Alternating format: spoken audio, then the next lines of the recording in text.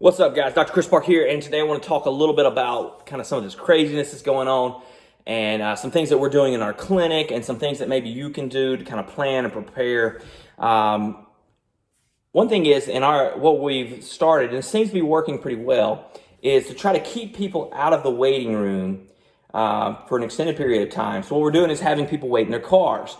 And then when a room opens up, an exam room, we take them from their cars to the exam room, so they can bypass the waiting room altogether. So we basically had very few people, inside the clinic at one time. And so this kind of helps limit the exposure, to sickness or whatever. Now, if you have to go to the doctor and you've got fever, flu-like symptoms, please ask for a mask. Call them before you get there and tell them what's going on so they can bring a mask to your car and try to help prevent the spread of some of this, okay?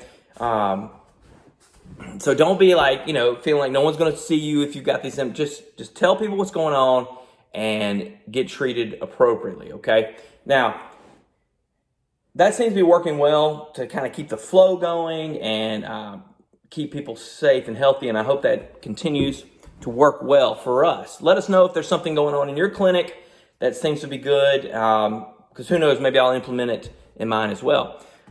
Another thing that some people are doing, they're taking this as an opportunity to taper their medicines, so they're not quite so reliant on such a whatever dose they're on, so less is always better. If you can get by on less, that's better.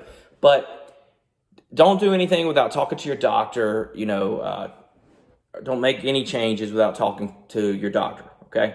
But if you take this as an opportunity, then just plan it ahead. Y'all have a good conversation about what the right path for you is and how things should look at the end of the month. It doesn't mean you have to be from whatever dose you're on to zero at the end of the month. It can be that you're just cut down by just such a small amount that you've got a few left over at the end of the month. That's progress, okay? And don't get so caught up in panicking about what's going to happen. I don't think there's going to be any shortage on medications. Now, but if there was, then we can prepare appropriately. So if you know of people having trouble getting medicines, put a comment down below, like what location it's in, and so we can have an idea of this happening. But I don't foresee that being an issue, but I know a lot of people are worried about it. So you can worry about something that you can't control, or you can make a plan to deal with it. And that's what I recommend folks do. Make a plan to deal with it if it becomes a problem. And the best way you can deal with it is to cut down your dose, to taper, okay? So to be on a smaller amount, okay? So, but again, talk to your doctor, see if that's right for you. Another thing I recommend folks do is have an emergency fund of money, cash, okay? Try to save up money because who knows what's going to happen with the job market right now. Some people in the restaurant business, those things are closing down, at least for a short period of time.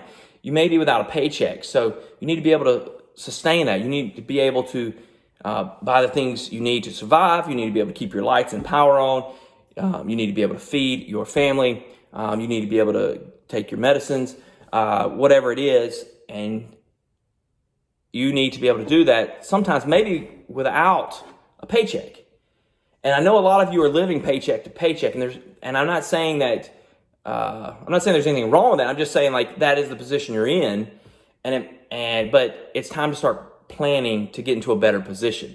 So, can you cut out your Netflix and save $8 a month? What can you do to save a little bit of money to put yourself in a better position to weather, a little financial storm?